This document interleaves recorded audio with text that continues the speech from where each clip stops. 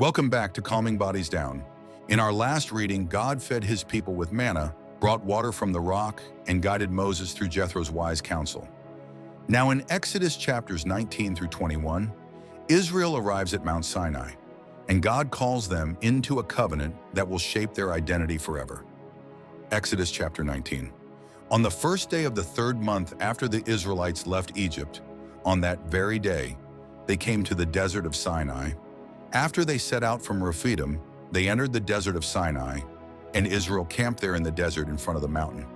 Then Moses went up to God, and the Lord called to him from the mountain and said, "This is what you are to say to the descendants of Jacob, and what you are to tell the people of Israel. You yourselves have seen what I did to Egypt, and how I carried you on eagle's wings and brought you to myself. Now if you obey me fully and keep my covenant, then out of all nations you will be my treasured possession. Although the whole earth is mine, you will be for me a kingdom of priests and a holy nation. These are the words you are to speak to the Israelites." So Moses went back and summoned the elders of the people and set before them all the words the Lord had commanded him to speak. The people all responded together, "We will do everything the Lord has said." So Moses brought their answer back to the Lord. The Lord said to Moses, "I am going to come to you in a dense cloud, so that the people will hear me speaking with you and will always put their trust in you." Then Moses told the Lord what the people had said, and the Lord said to Moses, "Go to the people and consecrate them today and tomorrow. Have them wash their clothes and be ready by the third day, because on that day the Lord will come down on Mount Sinai in the sight of all the people. Put limits for the people around the mountain and tell them, 'Be careful that you do not approach the mountain or touch the foot of it. Whoever touches the mountain is to be put to death. They are to be stoned or shot with arrows. Not a hand is to be laid on them. No person or animal shall be permitted to live. Only when the ram's horn sounds a long blast may they approach the mountain.'" After Moses had gone down the mountain to the people, he consecrated them, and they washed their clothes. Then he said to the people, "Prepare yourselves for the third day. Abstain from sexual relations." On the morning of the third day there was thunder and lightning, with a thick cloud over the mountain, and a very loud trumpet blast. Everyone in the camp trembled. Then Moses led the people out of the camp to meet with God, and they stood at the foot of the mountain. Mount Sinai was covered with smoke, because the Lord descended on it in fire. The smoke billowed up from it like smoke from a furnace, and the whole mountain trembled violently. As the sound of the trumpet grew louder and louder, Moses spoke, and the voice of God answered him. The Lord descended to the top of Mount Sinai and called Moses to the top of the mountain. So Moses went up, and the Lord said to him, "Go down and warn the people so they do not force their way through to see the Lord, and many of them perish. Even the priests who approach the Lord must consecrate themselves, or the Lord will break out against them." Moses said to the Lord, "The people cannot come up Mount Sinai, because you yourself warned us. Put limits around the mountain and set it apart as holy." The Lord replied, "Go down and bring Aaron up with you. But the priests and the people must not force their way through to come up to the Lord, or he will break out against them." So Moses went down to the people and told them, Exodus chapter 20.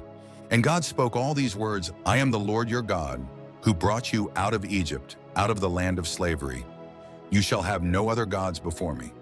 You shall not make for yourself an image in the form of anything in heaven, above or on the earth beneath or in the waters below. You shall not bow down to them or worship them. For I, the Lord your God, am a jealous God, punishing the children for the sin of the parents to the third and fourth generation of those who hate me, but showing love to 1,000 generations of those who love me and keep my commandments.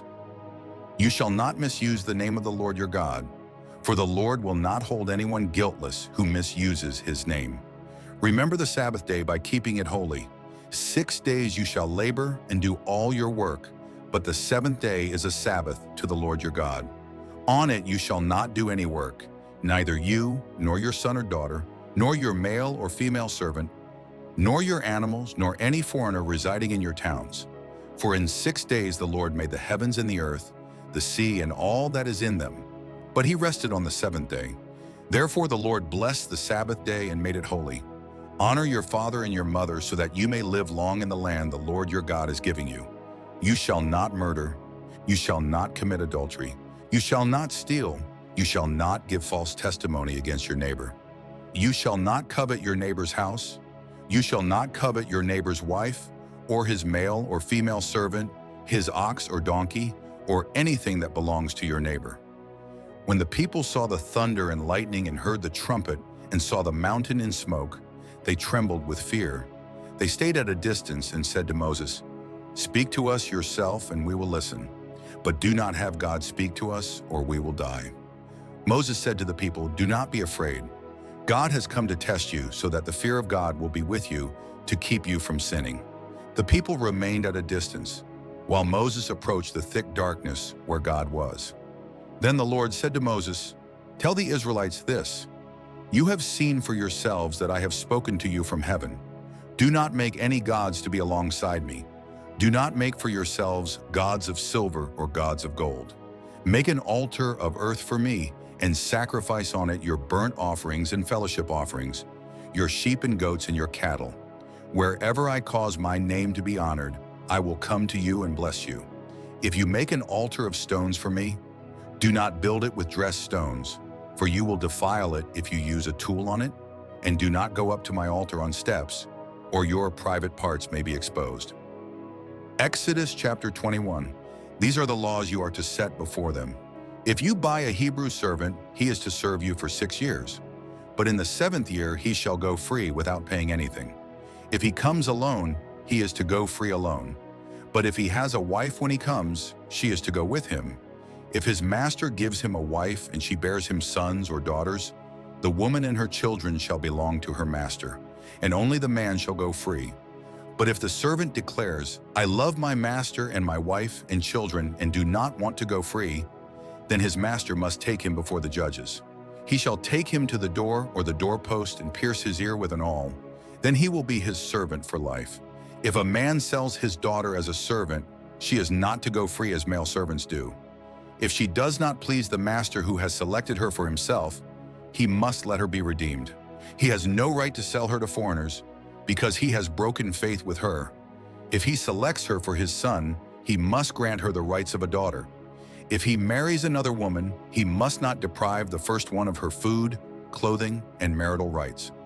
If he does not provide her with these 3 things, she is to go free without any payment of money. Anyone who strikes a person with a fatal blow is to be put to death. However, if it is not done intentionally, but God lets it happen, they are to flee to a place I will designate. But if anyone schemes and kills someone deliberately, that person is to be taken from my altar and put to death. Anyone who attacks their father or mother is to be put to death. Anyone who kidnaps someone is to be put to death, whether the victim has been sold or is still in the kidnapper's possession. Anyone who curses their father or mother is to be put to death. If people quarrel and one hits the other with a stone or with their fist, and the victim does not die but is confined to bed, the one who struck the blow will not be held liable if the other can get up and walk around outside with a staff. However, they must pay the injured person for the loss of their time and see that the victim is completely healed. Anyone who beats their male or female slave with a rod must be punished if the slave dies as a direct result, but they are not to be punished if the slave recovers after a day or 2, since the slave is their property. If people who are fighting hit a pregnant woman and she gives birth prematurely, but there is no serious injury, the offender must be fined whatever the woman's husband demands and the court allows. But if there is serious injury, you are to take life for life, eye for eye, tooth for tooth, hand for hand, foot for foot, burn for burn, wound for wound, bruise for bruise. An owner who hits a male or female slave in the eye and destroys it must let the slave go free to compensate for the eye. And an owner who knocks out the tooth of a male or female slave must let the slave go free to compensate for the tooth. If a bull gores a man or woman to death, the bull is to be stoned to death, and its meat must not be eaten. But the owner of the bull will not be held responsible. If, however, the bull has had the habit of goring, and the owner has been warned but has not kept it penned up, and it kills a man or woman, the bull is to be stoned, and its owner also is to be put to death. However, if payment is demanded, the owner may redeem their life by the payment of whatever is demanded. This law also applies if the bull gores a son or daughter. If the bull gores a male or female slave, The owner must pay 30 shekels of silver to the master of the slave, and the bull is to be stoned to death. If anyone uncovers a pit or digs one and fails to cover it, and an ox or a donkey falls into it, the one who opened the pit must pay the owner for the loss and take the dead animal in exchange. If anyone's bull injures someone else's bull and it dies, the two parties are to sell the live one and divide both the money and the dead animal equally. However, if it was known that the bull had the habit of goring, yet the owner did not keep it penned up, the owner must pay animal for animal and take the dead animal in exchange. We're making great progress exploring the Bible in chronological order. Be sure to check out our Genesis, Job, and Bible in chronological order playlists, plus our Bible Insight and Learning playlist for deeper reflections. We've just started our Exodus playlist. This journey is even more meaningful because we're growing together, so feel free to share your insights in the comments. Thank you for listening. If you found this meaningful, consider subscribing and turning on notifications for more chapters. May peace be with you.